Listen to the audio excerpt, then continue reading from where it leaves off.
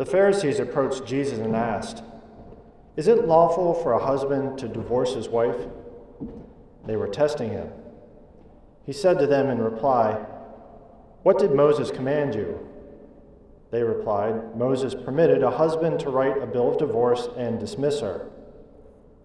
But Jesus told them, "Because of the hardness of your hearts, he wrote you this commandment.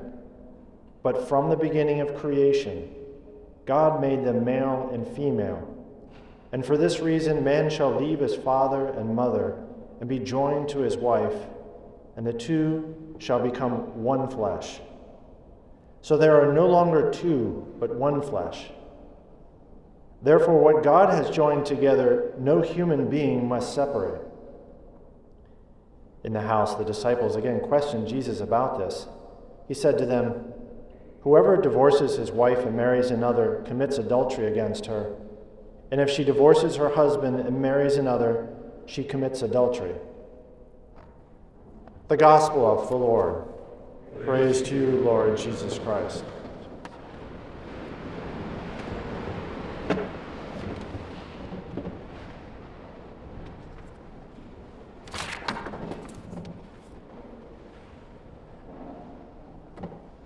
So what I want to do is connect the Gospel and the book of Genesis right here, because when we're in Genesis, we're in chapter 2 of Genesis.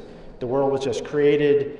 Adam was created, and God's looking to give him a proper companion for life. And I'm looking over here because that's where the book is. And nothing's working, nothing's happening. And then so God puts Adam in his deep sleep and pulls a rib out, crafts Eve out of that rib, out of Adam's very flesh. They are the same flesh. And he creates Eve, and Adam wakes up and is, "Alas, flesh of my flesh, and bone of my bone. For out of her, this one has been taken. For out of her man, this one has been taken." There's a play on words there in Hebrew that is 100% lost in translation. But anyways, and that is why a man leaves his father and mother and clings to his wife, and the two become one flesh. Now, what in the book of Genesis, we're using language that is, and this happens a lot in the Old Testament, especially in the most ancient books like this. We're using mythological language to describe actual things, real things.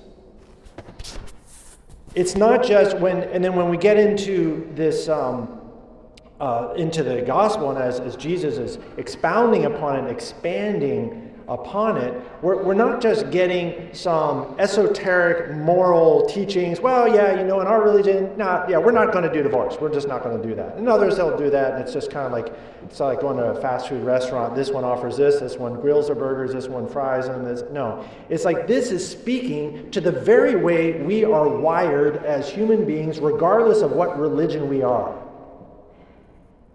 And that's what Genesis is telling us.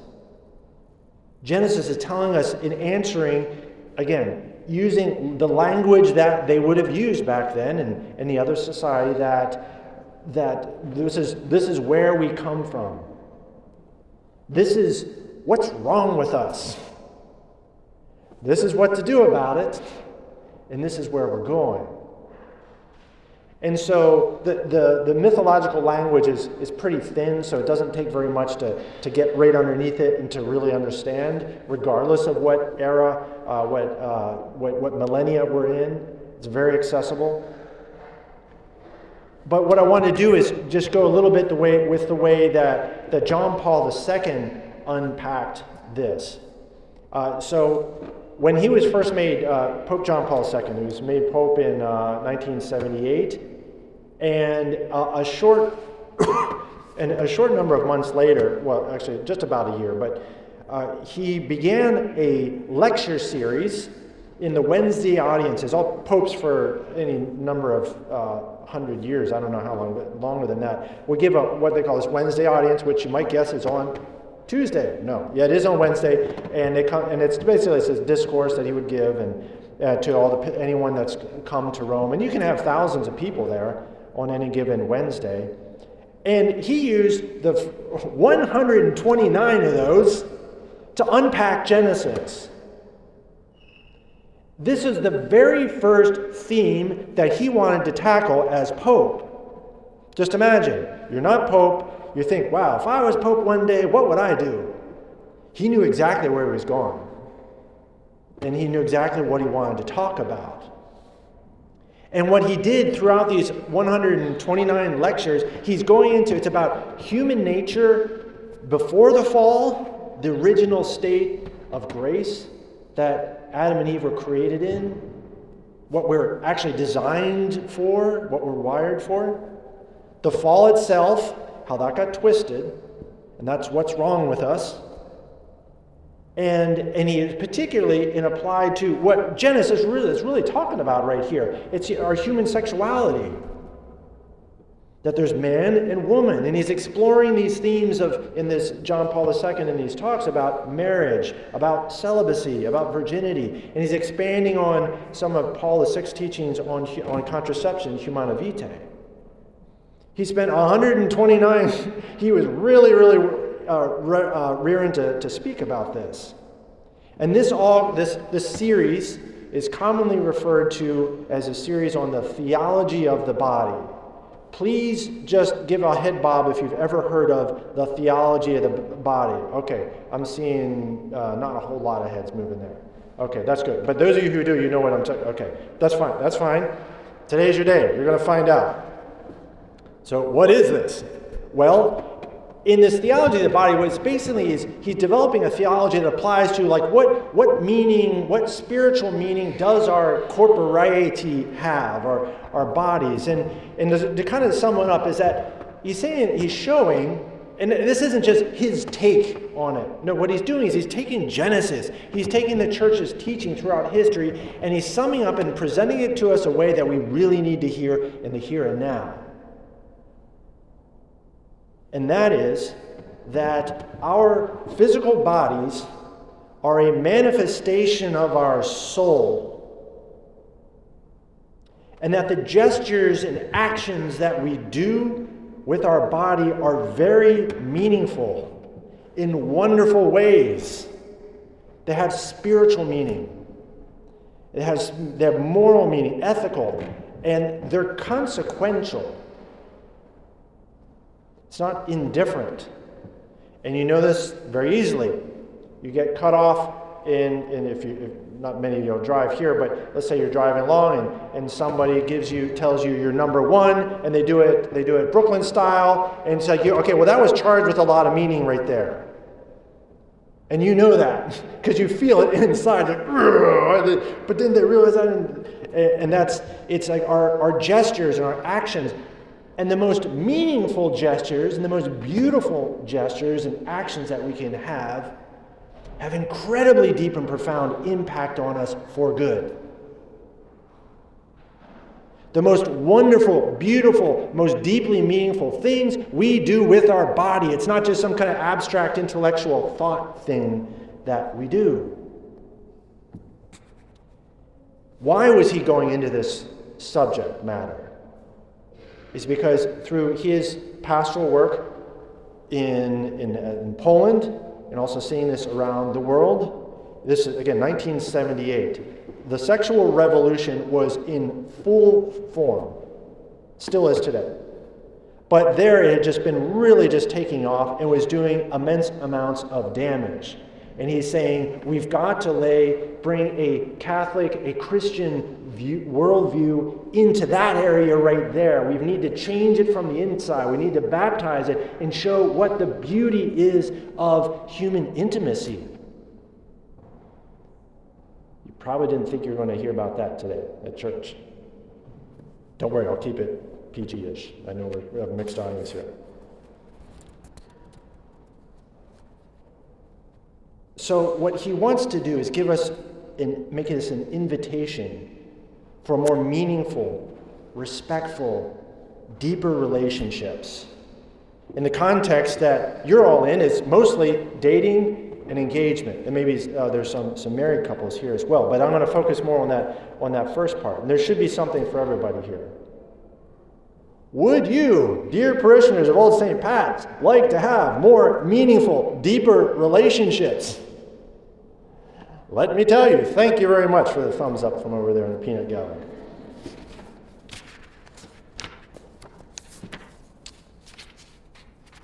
We're going to talk just a little bit about marriage. I'm sorry, this is going to go on a little bit longer than normal, and I'm long to begin with, but here, I'll try to keep it tight. Marriage is a sacrament that takes your soul and knits it together with somebody else. That's a wonderful thing. It takes your soul and knits it together, binds it together, melds it together, so that there's no longer two, but one. And then and this is like God's plans, he's saying, I would love for them to have the experience of being completely given to somebody else and be completely received by somebody else. Isn't that amazing? Isn't that a beautiful thing?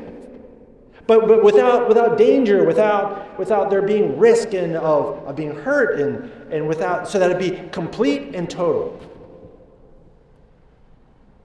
And as the souls are bound and knit together in the sacrament of matrimony, which happens right here, depending where the couple is getting married, the bodies also, that's the moment for the bodies then to be knit together.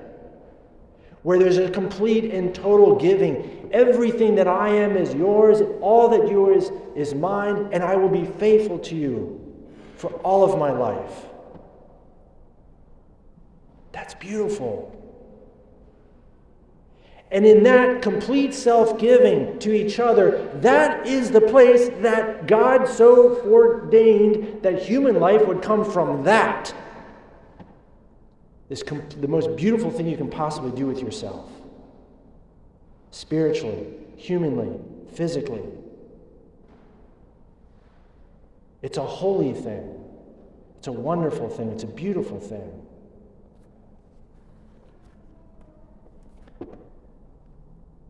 Life comes from there in its design according to God's plan. Happens other moments as well. But imagine saying to God, you know what, you haven't knit our souls together, but we're going to do a little knitting on our own. And would you please stand aside? Because we don't want your blessing of new life to show up. Because we're not committed to each other. And we don't want the gift that you want to give us through this. All of a sudden it becomes a much more serious thing. So what I want to do is, I know that this is a very difficult thing in New York. Other places too. Particularly difficult in the young adult scene here in New York. Because if that's what you desire and long for, it's really hard to find someone that's willing to go along with that plan of waiting, of living in expectation rather than in the consummation in the here and now. But this is where, if you raise the bar for yourself and in your relationships, God is going to bless that. And that's not some kind of prosperity gospel thing. No, that's like mathematical. As we live in the ways, this is not, like I said at the beginning, it's not some kind of esoteric teaching. This is it's the way we're wired. And so when we try to do something some other way, and it doesn't matter what religion you are, it's just not going to make you thrive. And you're not going to have the outcomes that you desire. Go ahead and live whatever way you want, and you say, I'm really miserable. Why is that? What's wrong with us? The book of Genesis has something to say about that. Pope John Paul II has something to say about the church as is shining a light on reality. So this is what happens.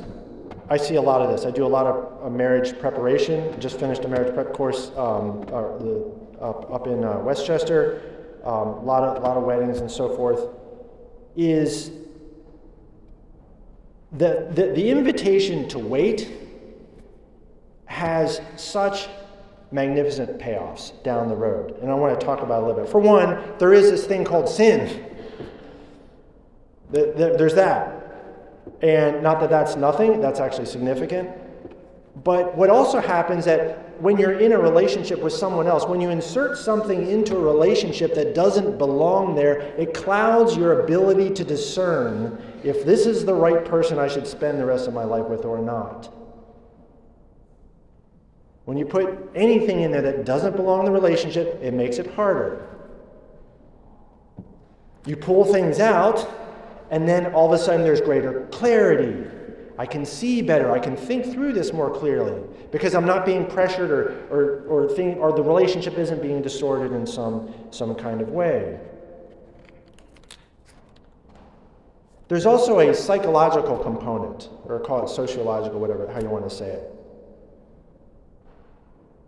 Do you want your wedding night to be just like any other night going back to the apartment? Most people don't. They want it to be special. They want there to be this greater self-giving that wasn't there before, but now that we're married, there's something major different. It's not like we just went through some ceremony. You can do a ceremony down at City Hall. But this is a sacrament that's bringing your souls are being knit together.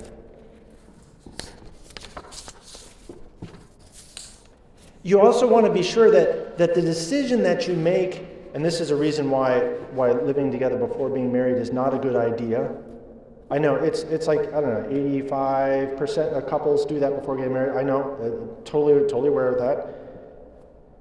But it's like I said, there's problems with the discernment when there's cohabitation ahead of time. Because what's happening is that there's this inertia that gets brought into the relationship of, do we really want to break this up because we got this the rent, and who's going to take care of that, and who's going to try to find this another place to live, and who's going to get the dog, and life gets really complicated, and maybe it's better just not to have to work through the big conversations that we ought to have because we're afraid we might break up, so we just don't have these conversations, and now we, through inertia, end up married, and we really didn't think through things and talk through things the way we needed to.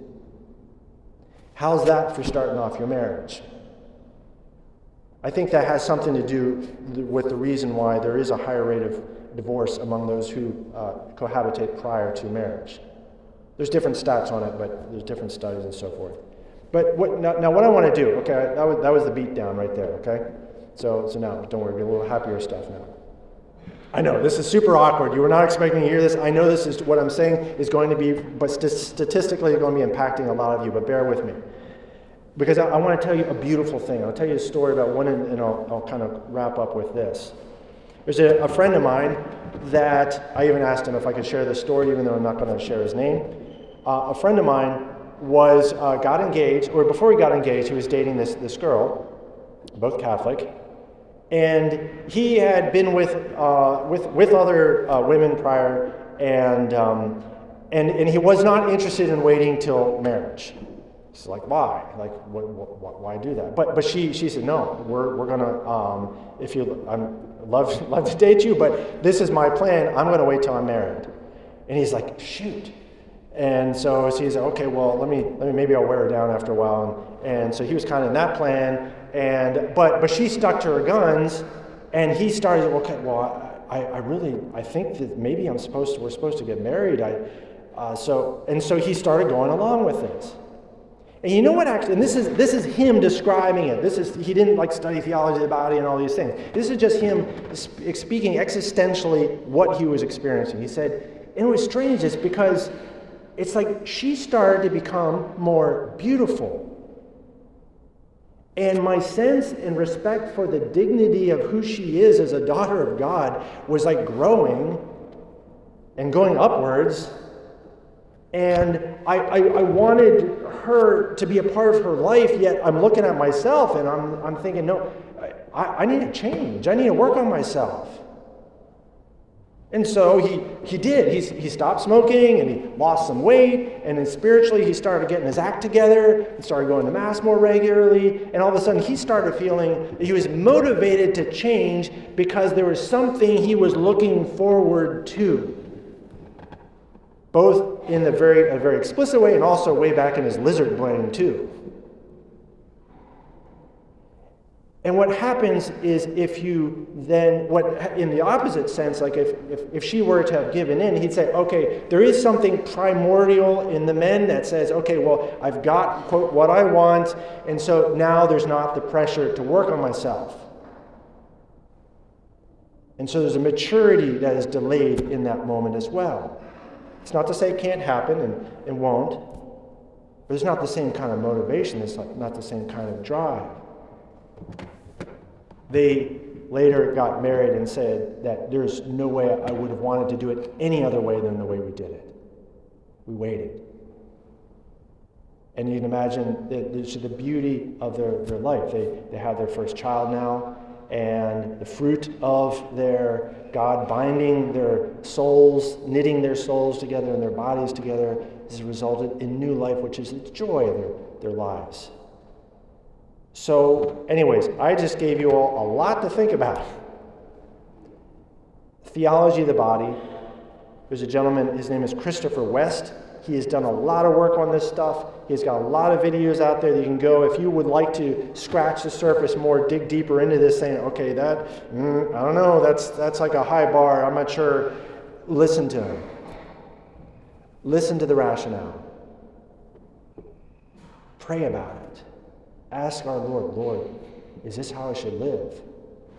Should this be a criteria I have with those that I date? That I let them know that this isn't going to be a part of the relationship? I tell you, the dividends are immense. Living in God's grace and the peace of the plan, there's so much more. God's just shining a light on the way He's made you through these things. It's not some kind of strange foreign thing foisted on us to control us and make us live the way people used to live. No. It speaks to the very essence, the way you've been created, what you're wired for.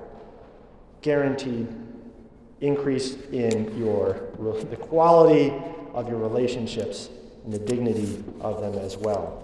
So count on my prayers, because I know that is a tough battle if you're willing to walk this line. It's really tough. Work at it. The devil will try to knock you down. He wants you to believe a whole bunch of lies. And there's very little outside these walls that's going to try to convince you why this might be a good idea. So that's why you have to really root yourself into it. Lean into it. God will bless you for it.